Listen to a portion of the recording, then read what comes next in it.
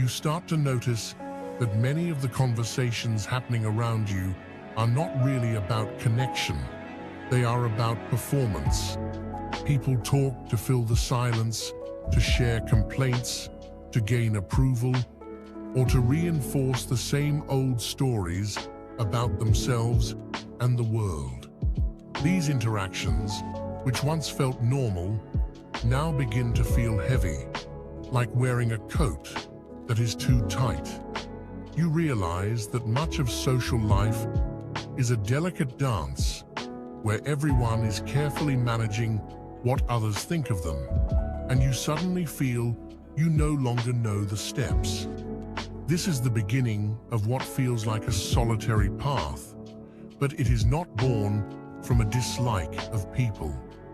It grows from a newfound love of truth. You don't loudly announce you are leaving. You simply and peacefully stop participating in the performance. You stop laughing when you don't find something funny. You stop nodding in agreement when you don't actually agree. You stop offering opinions just to feel like you belong. This is not rudeness. It is the deepest form of respect for yourself and for others. It is authenticity. This authentic energy creates a sacred space around you, a bubble of realness that is both peaceful and powerful. Some people will be drawn to this realness like a warm fire on a cold night. But many will feel uneasy, not because you are doing anything wrong, but because your peace reflects their own inner chaos, and that can be uncomfortable to see.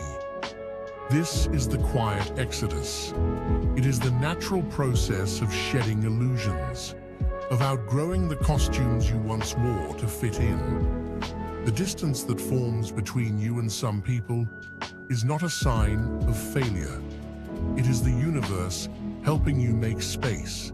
It is making room for relationships that are based on something more solid than shared gossip or fear. You are not becoming lonely. You are becoming whole. And a whole person does not need a crowd to feel complete. They are content in their own company, knowing that this sacred solitude is the fertile ground where their true self can finally grow strong and tall. You are walking alone not to escape the world, but to find a more authentic way to be in it, and to eventually connect with others from a place of fullness, not need. As we travel further on this path, we arrive at a place that often feels the most challenging, yet is perhaps the most rewarding. This is the territory of the shadow. Your shadow is not a monster. It is simply the collection of all the parts of yourself that you have been taught to hide away.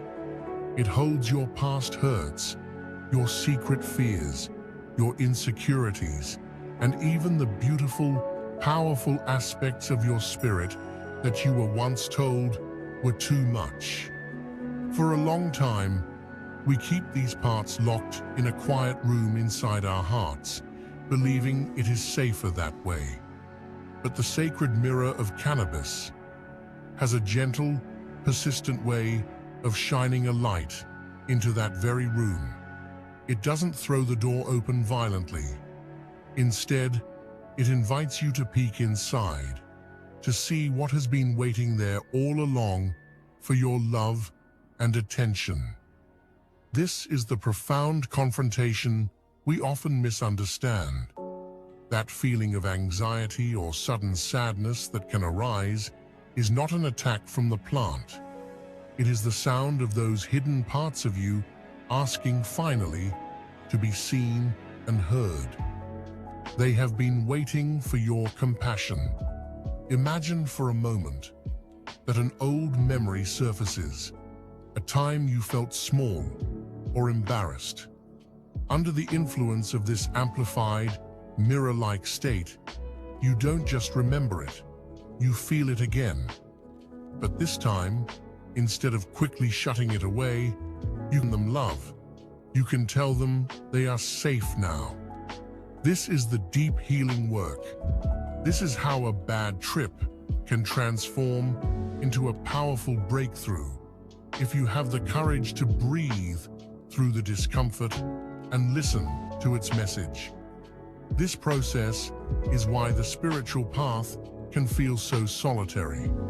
This shadow work is deeply personal. No one can do it for you.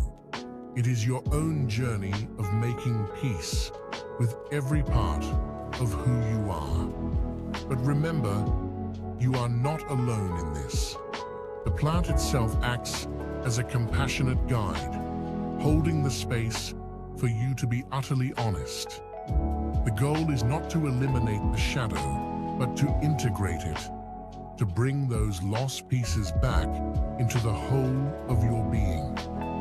This is how we stop feeling fragmented and start feeling whole. This is how we reclaim our full power. The shadow holds not just our pain, but also our hidden strengths and our deepest creativity. By welcoming it all, we stop fighting ourselves and begin to walk with a new, unshakable peace. We become the peaceful walker who is no longer afraid of the dark, because we have learned that even in the shadows, we can find our own light. So how do we approach this powerful plant with the respect it deserves? How do we ensure our journey is one of healing and discovery, and not one of fear or escape? The answer lies in a single, profound shift, moving from mindless consumption to mindful communion. This shift is achieved through the beautiful and simple power of ritual. The ancient ones never used this plant without ceremony. They understood that to step through a spiritual portal, you cannot simply rush through the door. You must prepare your heart and your space. Ritual is not about superstition or complex rules. It is about creating a container of safety and intention. It is the act of marking a moment as sacred, of telling your own soul and the spirit of the plant, what we are about to do is important. We are here to connect, not to check out. Your ritual can be uniquely yours, but it should always begin with cleansing. This isn't about being perfect. It's about being purposeful. Tidy your physical space. Light a candle. Its gentle flame represents the light of your own awareness. Perhaps you ring a soft bell or chime. The sound waves help to clear the energy in the room, just like a fresh breeze. You might light a little sage or some calming incense like sandalwood or lavender. This isn't magic, it is energetic hygiene. It is a signal to your subconscious mind that you are moving from ordinary time into sacred time. The next step is the most important. Setting a clear intention. Before you even touch the plant, close your eyes. Place a hand on your heart and ask yourself, why am I calling on this teacher today? Speak it aloud in a soft whisper. I seek clarity on a problem. I wish to release this feeling of anger. I open my heart to feelings of gratitude, or I ask for healing for my body.